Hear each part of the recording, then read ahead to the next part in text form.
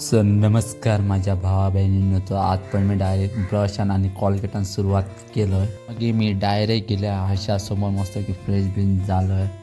आज रविवार असल्यामुळे जरा उशिरा उठले मग घेतलं आईच्या फोटोचं दर्शन घेतलं आणि मग बसल्या मी चाय पीत बसल्याबरोबर आज होती चपाती, बटाट्याची भाजी आणि चहा. जेरी केलं चालू केलं आणि घेऊन गेलाय. वातावरण जरा चांगला दिसावं होता म्हणून थोडी शूटिंग काढलं.